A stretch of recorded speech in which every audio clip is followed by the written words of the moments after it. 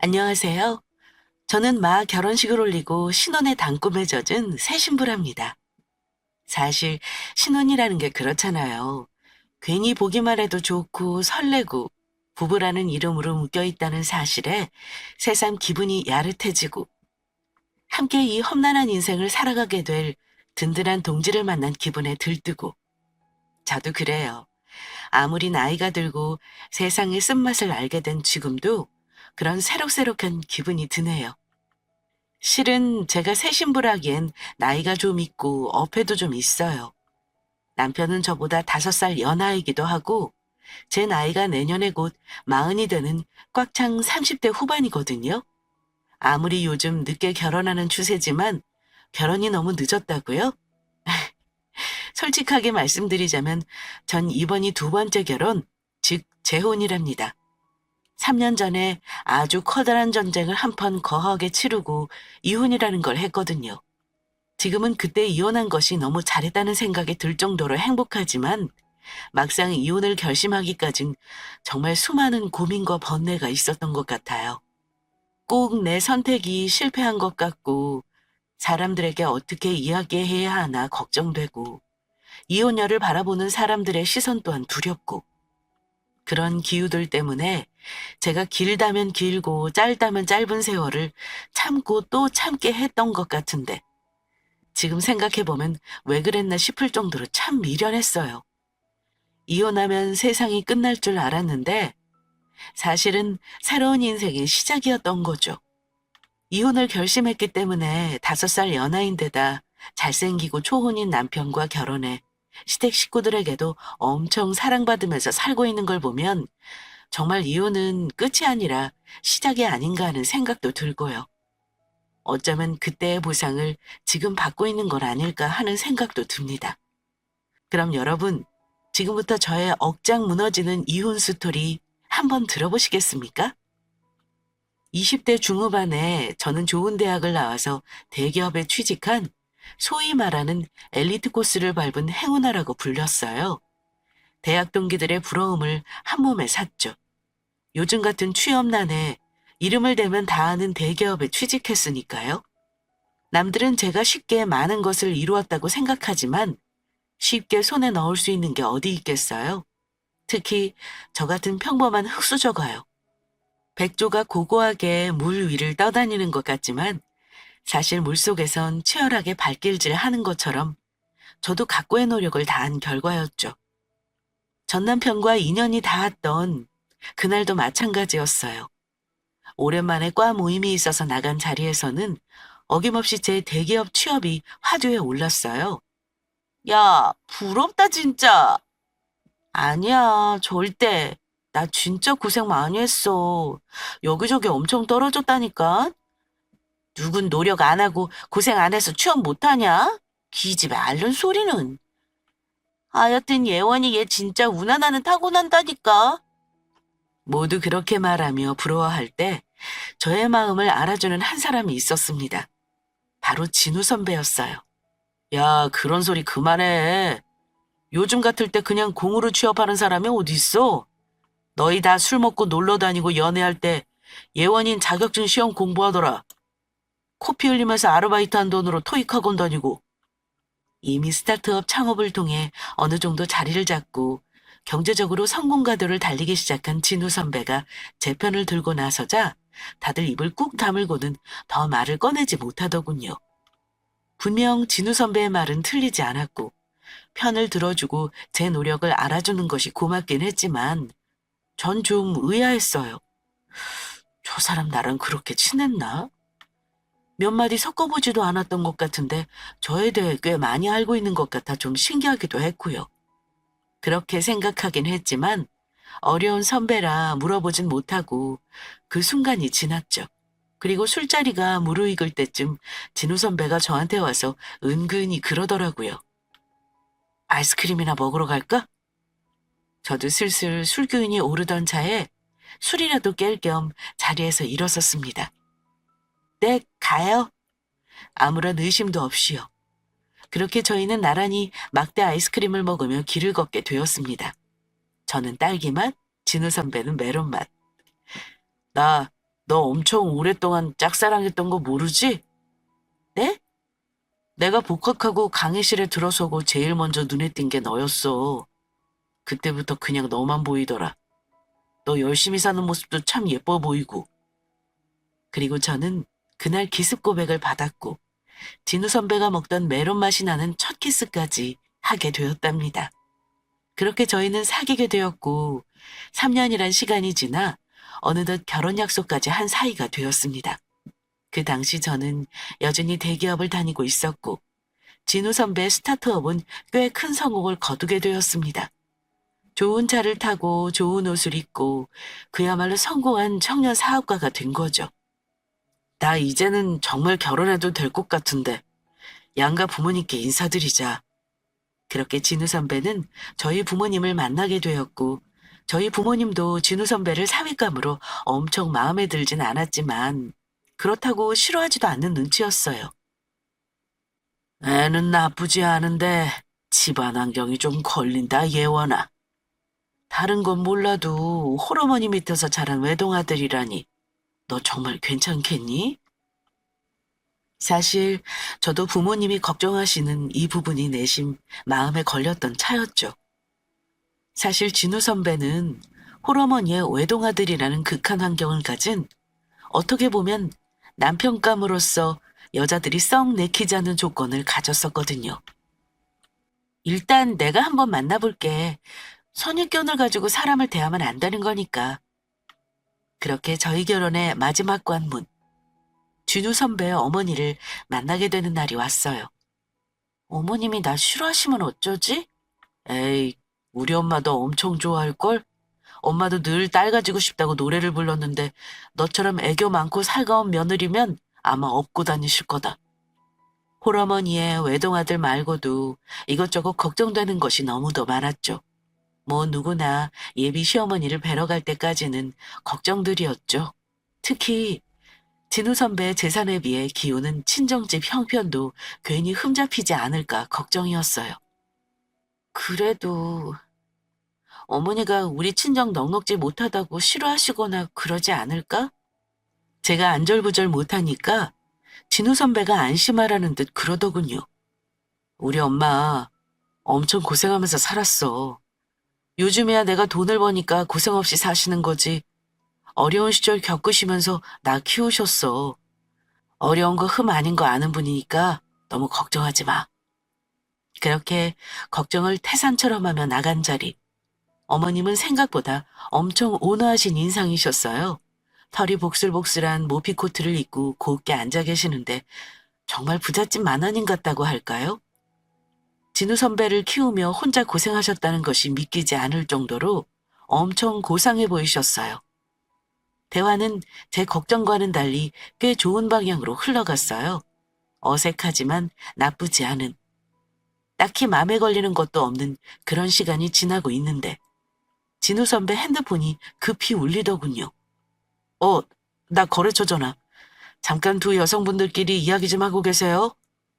라며 진우 선배가 전화를 받으며 자리를 떠나고 덩그러니 둘만 남은 자리 어머니의 본색은 그때부터 드러났죠. 그 온화하고 고운 얼굴의 시어머니는 아주 솔직하고 직설적이셨습니다. 예원아, 너 우리 아들 한 달에 얼마나 버는지 알지? 자세히는 모르고 들어서 대충만 알고 있어요. 저번 달에 입금된 돈만 자그만치 1억이다, 1억. 요즘 잘 나가는 전문 직종 연봉을 한 달 만에 벌어온 애가 쟤야. 그때까지만 해도 엄마의 아들 자랑 정도로 생각한 저는 배시시 웃으며 그랬어요.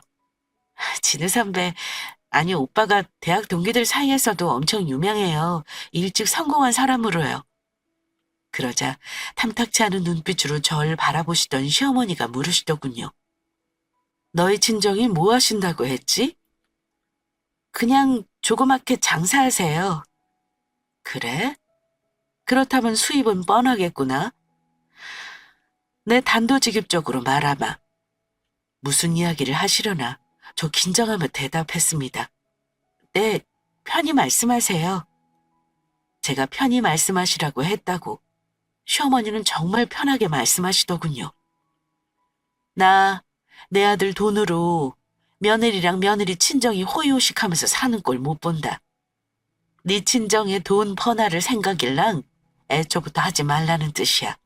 알겠니? 저는 지금 제가 제대로 들었나 제 귀를 의심했어요. 네? 못 알아들었니? 네가 내 아들 돈을 보고 결혼했든 아니든 바라지 말라는 거야. 국물도 없으니까. 정말 황당하고 어이가 없었습니다. 애초에 제가 진우 선배 돈을 보고 접근한 것도 아니고 저도 나름 남들이 부러워하는 대기업에 다니는 3년차 직장인인데 돈을 보고 결혼을 했든 남편 돈으로 호의호식 일하니요. 어이가 없어도 너무 없더군요. 저렇게 착한 가면을 쓰고 진우 선배가 자리를 비우기만을 기다렸다가 말씀하시는 것이 특히 소름이 돋았습니다. 이거 무슨 아침 드라마에서 보던 못된 시어머니 전형적인 모습이잖아요? 저는 그때 그 순간 자리를 박차고 나와 결혼을 파토냈어야 했어요. 정말 그때 그러지 못한 걸 두고두고 후회했으니까요. 굳이 이제와 변명하자면 그놈의 사랑 때문이었죠. 뭐 제가 바보였습니다. 저는 그때 정말 와락 올라오는 화를 꿀꺽 삼키며 시어머니에게 조곤조곤 말씀드렸어요. 네, 무슨 말씀인지 잘 알았어요. 걱정되시는 마음도 이해하고요. 하지만 어머니께서 걱정하실 일은 일어나지 않을 거예요. 진우 선배만큼은 아니지만 저도 돈은 조금 벌 만큼 괜찮은 직장에 다니고 있고 친정집도 그렇게 찢어지게 가난하지 않아요. 지금까지 누구한테 손 벌리고 사신 적 없는 성실한 분들이세요. 라고요. 그러자 시어머니가 가소롭다는 듯 픽 웃으시며 그러시더군요. 그래? 그 말 꼭 기억하마. 네가 그렇게까지 이야기하니 혼전계약서 같은 건 안 쓰는 거로 하마. 그때 때마침 진호 선배가 통화를 마치고 돌아오지 않았다면 정말 혼전계약서라도 쓸 기세였죠. 결혼을 앞두고 저는 이 일을 그냥 묵고할 수만은 없다는 생각이 들더군요. 그래서 집으로 돌아가는 길 진우 선배에게 어머니와의 대화 내용을 모두 털어놨습니다.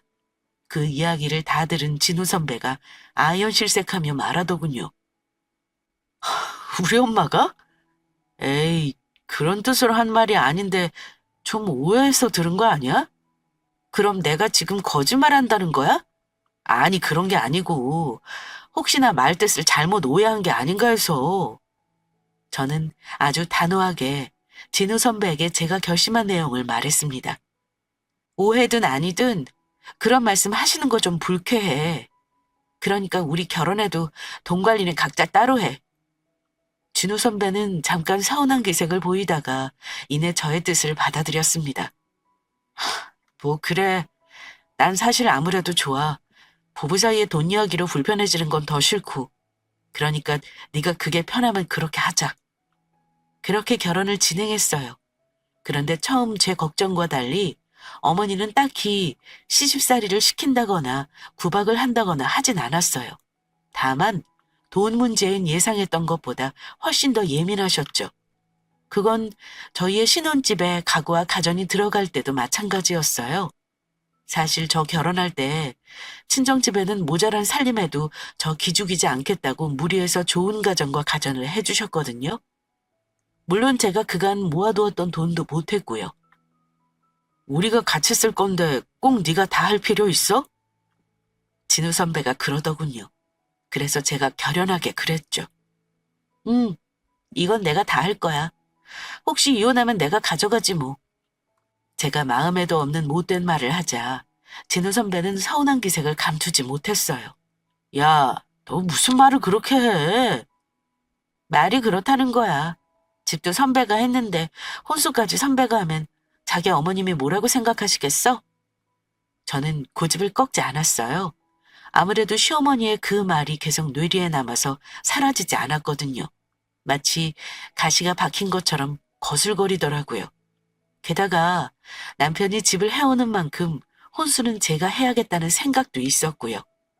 그렇게 신혼집이 꾸며졌습니다. 결혼 닷새 전이 되어서야 모든 가구와 가전이 들어왔죠. 그리고 그날 저녁 시어머니가 신혼집이 궁금하셨는지 달려오셨더군요. 어머, 집 좋다. 가구도 엄청 비싸고 고급스러워 보이네. 세상에 이 가전, 이번에 새로 나온 신상품 아니니? 하시더니 저를 흘기 쳐다보며 덧붙이시더군요. 꽤 비쌀 텐데? 너네 집 가난하다면서 이 돈이 대체 어디서 났니? 라는 의심의 목소리가 들리는 것만 같았죠. 그 후에도 시어머니는 꼭 자신이 살 집처럼 그렇게 가구와 가전을 꼼꼼히 보시고 브랜드까지 확인하셨어요.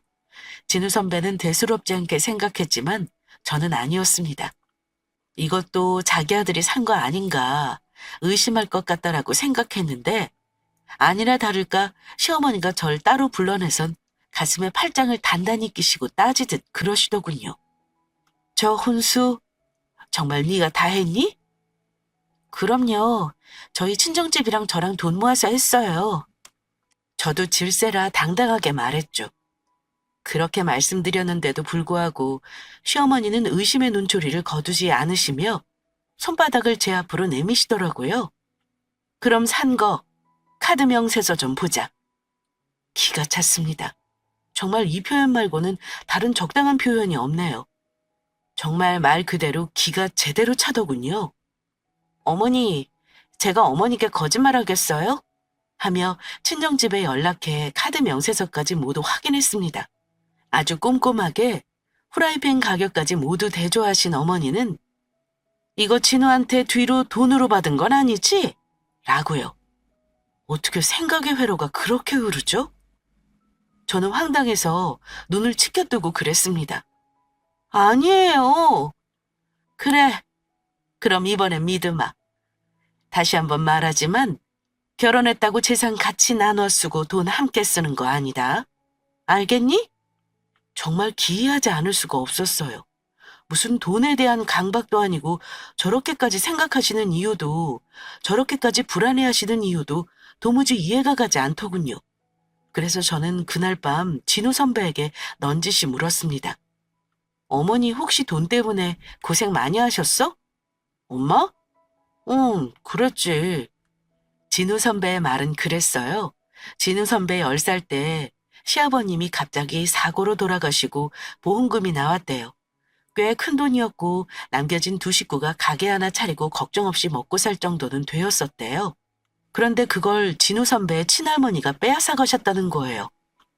넌 내 아들 목숨값으로 호의호식하려는 건 아니겠지? 하면서요. 시어머니는 눈앞에서 말 한마디 못하고 그 돈을 빼앗겼고요. 그 후 집은 정말 가난했대요. 당장 입을 것도 먹을 것도 없었다나 봐요. 그래서 시어머니가 식당 주방에서 일하시며 진우 선배를 키웠는데 그마저도 월급이 6개월 밀리게 되고 결국 식당이 망해버렸대요. 그리 수입 없이 6개월을 버텼으니 집안 꼴은 말이 아니었겠죠. 빚도 늘어나고 너무도 궁핍해지면서 진우 선배 대학 다닐 때까지도 어머니가 엄청 고생하셨다더라고요. 우리 엄마가 입버릇처럼 그래. 내 돈은 내가 지켜야 한다고. 그 얘기를 듣고 나니 어머니가 내게 왜 그랬는지 조금은 이해가 되더군요. 누군가 큰돈을 빼앗아가고 받을 돈을 받지 못해 아들 하나 키우며 힘든 삶을 사셨으니까요. 하지만 막상 저를 그런 파렴치한들과 같은 선상에 놓고 생각하신다고 생각하니 무척 불쾌한 마음도 들더군요. 사실은 선배, 조금 전에 저는 조금 전 시어머니와 있었던 이야기를 솔직하게 진우 선배, 아니 남편에게 털어놨습니다. 그러자 남편은 크게 놀라더군요. 그러다 좀 슬픈 표정을 지으며 그러더라고요. 처음에 우리 엄마 만날 때 있었던 일도 내 오해가 아니었구나. 어머니가 돈에 대한 트라우마가 있으셔서 그런 거구나. 이제야 좀 알겠어. 그러게. 너한테 너무 미안하고 창피한데 또 한편으론 마음이 너무 아프다. 그제야 제 말을 곧이곧대로 믿더군요. 그러면서 하는 말이 아직 널 엄마가 가족으로 받아들이지 못해서 그러시나 봐. 조금만 더 기다려줘. 우리 엄마가 널 가족으로 온전히 받아들이시면 안 그러실 거야. 정말 미안해. 그래, 노력해볼게. 저도 사연을 몰랐을 때는 그냥 이해도 안 되고 믿기만 했는데 그 이야기를 듣고 나니 시어머니를 생각하는 마음이 조금 달라지긴 하더군요.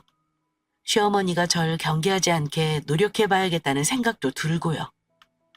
그렇게 결혼식을 올리고 저희는 법적으로도 한 가족이 되었습니다. 그러나 시어머니는 나아지기는커녕 조금씩 더 심해지셨어요. 저희가 선물이라도 사가지고 가면 이건 누구 돈으로 산 일을 가장 먼저 물어보셨습니다. 그리고 제가 새 물건을 가지고 있는 것 같으면 이거 진우가 사줬니? 얼마 주고 사주디? 넌 그걸 또 넙죽 받았니? 라고 물으며 일일이 단속하시고 꾸중하시는 게 일상이었어요. 그래요. 그래도 거기까진 저도 이해하려고 노력했습니다. 그러나 이 일은 지금 생각해도 어이가 없는데 가끔 아무도 없는 저희 신혼집에 불시에 찾아오셔서는 제 옷장이며 화장대를 허락도 없이 열어보셨습니다. 그리고 못 보던 새 옷이나 액세서리라도 발견되는 날이면 증거를 남기듯 사진을 찍어 제게 메시지를 보내셨죠. 이게 뭐야? 제가 놀라 사진을 확인하면 득달같이 전화가 걸려왔습니다. 잔뜩 성난 목소리로 이건 얼마니? 너 설마 내 아들 돈으로 이런 거 사 입는 거니? 너 내 아들 돈 보고 결혼했지? 하며 패악을 부리셨죠. 어머니, 이거 제 돈으로 산 거예요. 라고 말하면 너 카드 명세서 가져와봐. 라는 말이 당연하다는 듯 붙었고요. 이쯤 되니 어머니를 이해하며 참아오던 제 마음도 폭발 직전에 이르렀습니다. 도대체 저를 뭐로 생각하시는 건가 싶기도 하고요. 제 능력이 없는 것도 아니고 거지도 아니고 하물며 꽃뱀은 더더욱 아닌데 늘 절 무슨 돈 보고 접근한 꽃뱀 취급하는 기분이었어요. 꽃뱀이 아니면 자기 아들 옆에서 쭉쭉 돈을 빨아먹는 기생충으로 생각하셨을지도 모르죠. 저도 제 한계에 바닥이 서서히 드러나기 시작할 무렵이었어요. 어느 날 퇴근한 남편의 표정이 무척 좋더라고요. 완전 들뜬 듯도 하고요. 그래서 제가 물었죠. 무슨 좋은 일 있어? 예원아, 나 이번에 사업 제대로 확장할 수 있을 것 같아. 남편의 이야기를 들어보니 합병이었어요. 남편은 기술 개발 쪽으로는 워낙 능력이 있는 사람인데 사실 사업 수완은 많이 모자랐어요. 그때 남편이 꺼낸 투자 합병도 무척 위험해 보였고요. 아무래도 남편의 거금이 들어가야 하는 위험 부담이 큰일 같았죠. 저는 걱정되는 마음에 살짝 첨언했어요. 좀 더 생각해보는 건 어때? 아직 사업 확장은 시기상조인 것 같은데.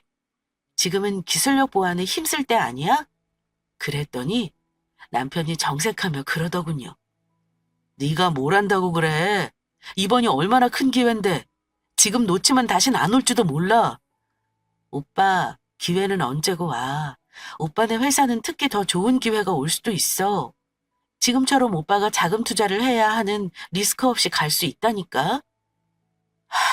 이래서 회사원이랑은 말이 안 통한다니까.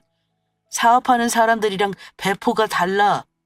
하더니 방으로 쏙 들어가 버리는 거예요. 저는 솔직히 불안하기도 하고 저를 무시하는 태도가 무척 마음에 들지 않았지만 이 정도 이야기했으면 알아서 잘 하겠지 하며 참았습니다.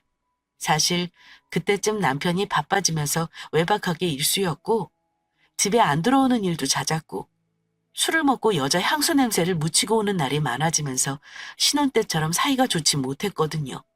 게다가 재산 관리도 완전히 따로 하다 보니 솔직히 부부라는 생각보단 하우스메이트 같다는 생각도 들기도 했고요. 그런데 그 일이 사달이 될 줄은 정말 몰랐습니다. 어느 날 남편이 샤워하고 있는데 핸드폰이 울리더군요. 전화 왔어. 급한가 봐. 2번이나 오는데? 그래? 그럼 네가 좀 받아줘. 남편이 그러기에 저는 아무 생각 없이 전화를 받았어요. 전화한 사람은 바로 은행대출 관련 직원이었습니다. 아파트 담보대출 문제로 서류 제출 때문에 전화드렸습니다. 전 처음에 스팸 전화인 줄 알았어요. 무슨 말씀이세요? 김진우 고객님 맞으신가요? 네, 맞는데요. 아파트 담보 대출이라니요? 아파트 담보로 7억 대출 신청하신 거요. 누락된 서류가 몇 가지 있어서 보완 요청 드리려고 전화했어요. 아, 네. 제 남편인데 지금 씻고 있어서요. 전화하라고 할게요. 저는 순간 귓가에 이명이 들린다는 게 뭔지 처음 알았어요. 삐 하는 소리가 들리면서 정신이 멍해지더군요. 아무리 재산 관리를 따로 하고 이 집이 결혼할 때 자기가 해온 제 집이라고 해도 그렇지. 어떻게 이런 방구 상의도 없이 혼자 저 큰 금액을 대출받을 생각을 했을까요? 게다가 그 당시 남편 회사 규모면 7억의 대출을 받을 정도면 정말 힘들다는 거였거든요. 이미 회사로 받을 대출은 다 받고 아파트까지 손댔다는 말이 되는 거니까요. 저는 샤워하고 나오는 남편을 향해 물었습니다. 이 집으로 대출 신청했어? 어? 그걸 네가 어떻게 알아? 화들짝 놀란 남편이 눈이 휘둥그레져 묻더군요. 당연히 내가 알아야 하는 거 아니야? 지금 은행에서 전화 왔어. 서류 누락되었다고. 결국 그 말도 안 되는 투자를 해서 합병을 하겠다는 거야? 내가 알아서 해. 지금 회사도 빚 장난 아니지? 야, 내가 알아서 한다고. 당연히 선배가 알아서 해야지. 이 집까지 다 날아가면 진짜 우리들 바닥에 나앉을 텐데. 아니나 다를까. 저의 반대에도 남편은 무리한 투자금을 넣어 합병을 추진했고 사실은 부실 기업이었던 그곳의 빚까지 모조리 떠안게 되는 지경에 이르게 되었습니다. 그런데 사실 제가 보기에 남편의 회사는 최악은 아니었어요. 충분히 일어설 수 있는 상황이었어요. 조금만 열심히 하고 해결하려 들면 해결 가능한 일이라는 판단이 서더라고요. 전 사실 이런 어려움도 함께 겪고 이겨내고 견뎌내는 게 부부라고 생각했습니다. 극한의 상황에 닥치던 그때도 마찬가지였었죠. 이 위기 잘 넘길 수 있어. 선배네 회사가 흔들린 게 아니잖아. 이건 잠깐의 판단 미스라고. 선배네 회사 아직 굳건하고 업계 평판도 좋으니까 충분히 투자받고 다시 일어설 수 있어. 살다 보면 이런 위기 한 번씩 와. 지금 이겨내면 분명히 선배한테 좋은 밑거름이 되어줄 거야. 저는 정말 남편과 함께 위기를 잘 극복해 보려고 힘을 북돋아 주려 노력했습니다. 하지만 남편에겐 그런 의지가 보이지 않았어요. 대학 졸업하고 처음으로 아이템을 잡아 시작한 사업이 너무도 잘 되어 승승장구하다 보니 이런 위기 상황이 닥치자 너무 당황하고 좌절하더라고요. 나 진짜 이렇게 망하는가 봐. 아니라니까. 절대 안 망해. 사업하다 보면 누구나 겪는 일이야. 결국 제 앞에서 울음을 보이더군요. 저는 따뜻하게 안아줬습니다. 잘 이겨낼 수 있을 거라고요.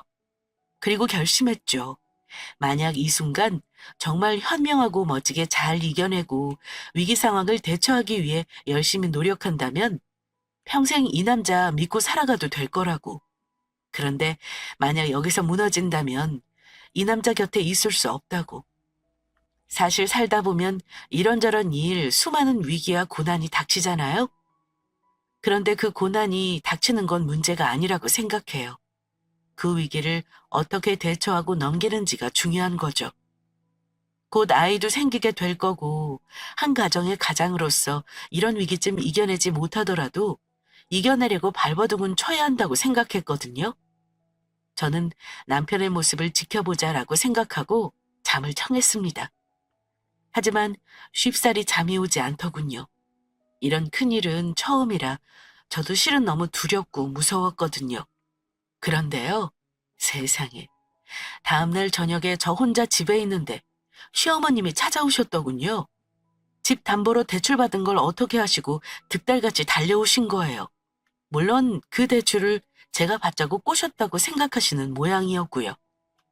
예, 너 대체 이 큰 돈이 어디다 필요해서 친정 퍼다 주려고 작정했니?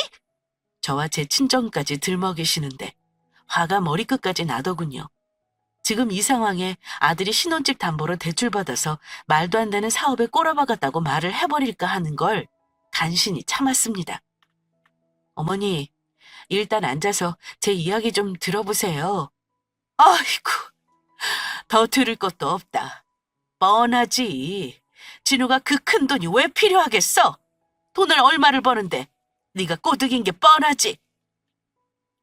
어머님, 이 집 대출 제가 받은 거 아니에요. 그러니까 직접 어머님 아들한테 가서 물어보세요. 저한테 이러지 마시고요. 하지만 어머니는 막무가내였습니다. 이게 또 진우한테 미루고 있네. 이 꽃뱀 같은 게. 너 이러려고 결혼한 거지? 이 집이 어떻게 네 집이야? 왜 네 맘대로 대출을 받냔 말이야?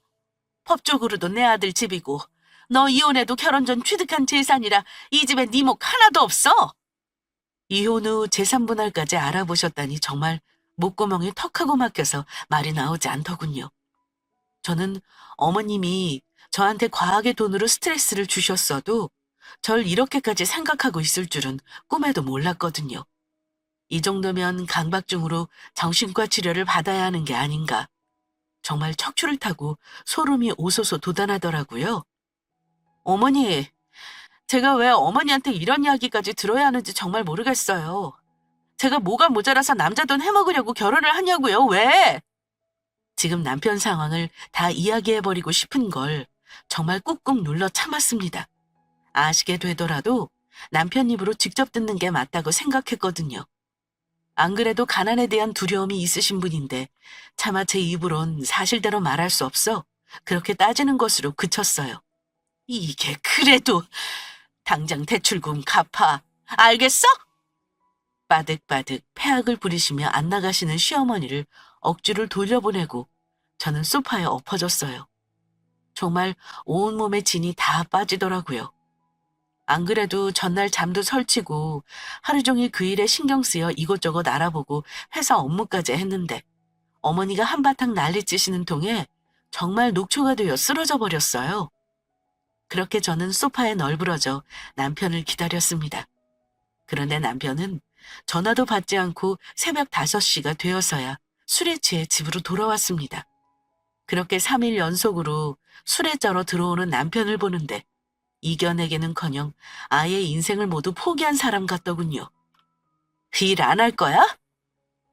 제가 답답해서 묻자 남편이 그러더군요. 다 때려치워. 그냥 좆된 거야. 좆된 거라고. 그제서야 내가 지금 이 상황에서 이 결혼을 이어가는 것이 맞나 싶더군요. 시어머니에게 매번 꽃뱀이라는 소리를 듣고 거물이 취급을 당하면서도 참았던 이유는 오로지 남편이었어요. 그런데 남편이 이런 실망스러운 모습을 보이자 저는 참담하기 그지없었습니다. 남편 저 상황이면 곧 이 집이 넘어가는 건 순식간이고 그 후 당연히 제 월급까지 타압당할 것이 뻔한데 말이죠. 근데 참 불행은 함께 손을 잡고 온다더니 그 말이 딱 맞더군요. 다음날 저는 아버지께 급한 전화 한 통을 받았습니다. 바로 저희 친정엄마가 갑자기 쓰러졌다는 거예요. 저는 바로 회사 반차를 내고 병원으로 달려갔습니다. 어머니는 수술 중이셨고 아버지는 참담한 얼굴로 고개를 떨구고 계시더라고요. 아빠, 예원아, 아이고, 네 엄마 어쩌냐? 하시는데 분위기가 심상치 않더군요. 네 엄마가 갑자기 뇌출혈로? 그렇게 저는 아버지와 꼬박 8시간을 수술실 앞에서 기다렸습니다. 다행히 수술은 잘 끝났고 어머니는 중환자실로 옮겨졌어요. 수술은 잘 끝났습니다. 경과를 더 지켜봐야 하겠지만 초기에 잘 발견하셔서 후유증도 그리 남지 않을 것 같습니다. 의사 선생님의 말씀에 정말 무너졌던 하늘이 다시 솟구치는 기분이었어요. 아빠, 다행이에요. 진짜 다행이야. 그런데 아빠의 표정이 밝지만은 않았어요. 아빠, 왜 그래요? 또 무슨 일 있어? 엄마 수술하는 동안 알아봤는데 뇌출혈 보험은 안 들어져 있다구나. 당장 수술비랑 입원비 하면 돈이 꽤 될 텐데 가게가 당장 나갈지 모르겠네. 아버지는 평생을 바친 가게를 내놓으실 생각이신 것 같았어요. 저는 아버지 손을 꼭 잡으며 말했죠. 아빠, 걱정하지 말아요. 내가 모아둔 돈이 좀 있어. 어? 아이고, 그건 안 되지. 그 피 같은 돈을 어떻게 써? 싫다. 내가 알아서 할 거다. 평생 엄마 아빠가 나 키워주고 뒷바라지 해주셨는데 이 정도는 당연히 내가 하는 거야. 진짜 걱정하지 말아요. 대기업 다니는 딸이 이럴 때 좋은 거지. 저는 아버지의 만류에도 불구하고 그동안 모아뒀던 적금을 깨서 어머니의 병원비를 냈습니다. 저에겐 꽤 큰 돈이었지만 전혀 아깝지 않았어요. 그리고 저는 남편 일도 좀 있고 회사에도 병가를 내고 친정 어머니의 곁을 지켰어요. 어머니는 수술 후 곧 깨어나셨어요. 오랜만이라 엄마와 시간을 보내니 좋더라고요. 그런데 시어머니에게 전화가 오더라고요. 무슨 일인가 싶어 전화를 받았죠. 네, 어머니. 너 어디니? 왜 진우 전화를 안 받아? 너 설마 아직 그 아파트 대출 정리 안 했니? 수화기 너머로 찢어지는 음성이 들리는데 순간 짜증이 훅 치받더라고요. 어머니, 그 대출 어머니 아들이 받은 거라고 몇 번을 말씀드려요. 저 지금 친정엄마 편찮으셔서 병원에 있어요. 그러니까 나중에 전화드릴게요. 뭐? 사부인이? 네. 어디가 편찮으신데? 그렇게 물어오는데 또 이럴 땐 상식적이기도 하고 그래서 솔직하게 말씀드렸어요. 뇌출혈로 쓰러주셨는데 수술하고 깨어나신 지 얼마 안 되셨어요. 어머, 괜찮으시다니? 다행이네. 네, 걱정해 주셔서 감사합니다. 보험은 잘 들어놓으셨겠지? 걱정되어 물으시나 싶어서 저는 또 솔직하게 말했어요. 아니요, 보험 안 드셔서 수술비 냈어요. 어머님도 뇌혈관 쪽 보험 잘 들어놓으셔야겠어요. 혹시 모르니깐요. 그러자 시어머니는 한동안 말씀이 없으셨어요. 어머니, 제가 대답을 기다리다 되묻자 시어머니가 차 가라앉은 음성으로 또 물으시더군요. 병원은 어디니? 병문안이라도 오시려나 싶어 병원 이름을 말씀드리며 병문안은 오실 필요 없다고 하고 전화를 끊었습니다. 그런데 2시간쯤 지났을까요? 갑자기 병실 문이 확 열리더군요. 그러고 그 열린 문으로 시어머니가 씩씩거리며 들어오셨습니다. 야! 이게 보자 하니깐! 저를 향해 소리를 빽 지르시더니 다짜고짜 제 뺨을 후려 갈기시더군요. 당연히 맞은 저도 너무 놀랐지만 병상에 누워 계신 친정엄마가 너무 놀라서 벌떡 침대에서 일어나셨어요. 아직 회복도 다 안 되어 절대 안정이 필요한 상황에 말이죠. 어머니, 지금 뭐 하시는 거예요? 너무 놀라 뺨이 아픈지도 모르겠더라고요. 시뻘개진 뺨을 부여잡고 제가 놀라 물으니 시어머니가 한다는 말이 너, 내가 내 아들 돈으로 친정에 퍼다 나르지 말랬지? 너 이 수술비 누가 냈어? 내 아들 돈으로 낸 거 아니냐고! 어디서 꽃뱀 같은 게 시집 와가지고 탁! 이 소리가 뭐냐고요? 순간 제 이성과 인내끈이 끊어지는 소리였습니다. 엄마가 편찮으신데 대수술을 받은 환자 앞에서 딸 뺨을 후려치다니요. 이건 도저히 참을 수가 없더군요. 저도 이번만큼은 당하지만은 않았습니다. 아니요, 딱 받은 만큼 돌려줬죠. 저도 시어머니 뺨을 똑같은 강도로 세게 후려쳤어요. 쫙! 찰진 소리가 병실을 울렸고요. 놀란 저희 친정엄마는 눈이 휘둥그레졌죠. 평소 예의 바르던 딸이 시어머니의 싸다구를 날렸으니까요. 너! 놀란 시어머니도 마찬가지였습니다. 저는 말문이 막힌 시어머니를 향해 어금니를 빠득 씹으며 말했습니다. 지금 당신 아들이 우리 엄마 병원비 낼 돈은 있는 줄 알아요? 회사 다 망해서 쪽박차게 생겼는데? 그게 무슨 소리야? 당신 아들 아파트고 차고 회사고 다 넘어가게 생겼다고요. 내 월급까지 타압당할 지경이 왔는데도 내가 참고 살았는데 뭐? 꽃뱀? 말이면 다인 줄 알아요? 그게 무슨 말도 안 되는 소리야? 우리 아들이 얼마나 잘 나가는데 한 달에 1억 넘게 번다고? 그것도 다 옛말이죠. 맨날 술 처먹고 바닥 빌베기면서 우는 찌질이라고요. 지금 당신 아들. 저는 진짜 화가 머리끝까지 올라 시어머니께 쏘아붙였죠. 우리 엄마 병원비 내가 회사 다녀서 모은 돈으로 내가 냈어. 생각해보니 고마운 건 있네. 당신이 처음에 만나던 날 우리 아들 돈 빼먹을 생각하지 말랬죠? 그래서 우리 돈 관리 따로 했거든요. 그거 아니었으면 나도 같이 쪽팔 찰 뻔했네. 제게 맞은 뺨을 두 손으로 감싸준 시어머니가 힘없이 바닥으로 주저앉더군요. 뭐, 말도 안 돼. 저는 곧 울 듯 울먹이는 시어머니를 향해 조용히 비수하며 뇌까렸습니다.